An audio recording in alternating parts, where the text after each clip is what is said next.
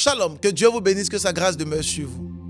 Bonne et heureuse année 2026. C'est avec beaucoup de grâce que je vous fais cet anakazu du jeudi. Que Dieu vous bénisse abondamment. Anakazu signifie contraint, obligé et forcé. Le diable est forcé, il est même contraint de libérer ta destinée. Nous parlons aujourd'hui sur les liens de famille.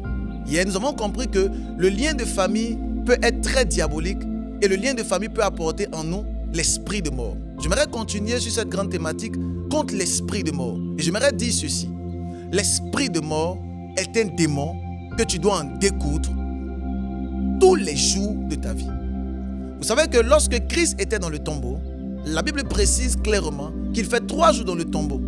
Et après 3 jours, il ressuscite, il ressort de la mort. Vous devez savoir que l'un des démons, ou encore l'âme ultime du diable, c'est l'esprit de mort. Lorsque l'esprit de mort s'investit dans la vie de quelqu'un, cette personne ne peut rien faire. Elle est bloquée, elle est déstabilisée, elle est maintenue. Elle ne peut rien faire de sa vie. Elle tourne en rond et elle pirouette sur elle-même. Si tu fais partie de ce type de personnes qui n'arrivent pas à avancer dans la vie, qui n'arrivent pas à atteindre leur objectif, comprenez-le clairement. Il y a un esprit de mort qui s'est investi en vous. Qu'est-ce qu'il faut faire? J'aimerais dire aujourd'hui que lorsqu'un lien de famille entre et que ce lien de famille est un esprit de mort, vous devez impérativement ouvrir la bouche. L'une des choses que le diable fait, c'est que lorsqu'il apporte vers toi l'esprit de mort, il veut que ta bouche soit fermée. Voilà pourquoi dans le livre de Genèse, la Bible dit, Dieu dit que la lumière soit et la lumière fut. Dieu parle. Pourquoi? Parce que les ténèbres avaient recouvert la terre et il fallait que quelqu'un puisse parler. Lorsque tu te tais, l'esprit de mort a de la puissance, il a de la force. L'esprit de mort aime lorsque tu te tais, il aime le silence, il aime le calme. Mais la puissance du Saint-Esprit aime le bruit. Voilà pourquoi dans le livre d'Actes chapitre 2, la Bible dit, lorsque le Saint-Esprit est descendu, il est descendu comme un vent impétueux. La Bible dit, il y a un vent impétueux et des langues de feu. Un bruit s'est fait entendre. Pourquoi? Parce que le Saint-Esprit est un esprit de puissance, de force. Mais lorsque la mort arrive, elle est le contraire complètement du Saint-Esprit. Elle vient avec le calme.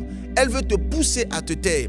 Dès lors que tu commences à ne plus prier à haute voix, dès lors que ta voix commence à pouvoir faiblir, dès lors que tu parles tout doucement, sache-le clairement que l'esprit de mort est en train de rôder autour de toi. Tu dois parler avec autorité, avec puissance et avec force. Le livre de Timothée nous dit clairement que Dieu ne nous a pas donné un esprit de timidité, mais un esprit de force, d'amour et de sagesse. Tu dois parler avec autorité, avec puissance. Ma prière pour toi, c'est que toute forme de mort soit brisée par ta parole et par ton autorité, par ta capacité à parler.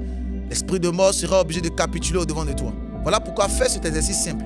Parle à haute voix, parle avec autorité, parle avec puissance et tu verras que ce démon de mort, ce lien de mort te libérera à partir de toi et tous tes enfants seront libérés au nom de Jésus-Christ. Si cette parole t'a fait du bien, dis Amen.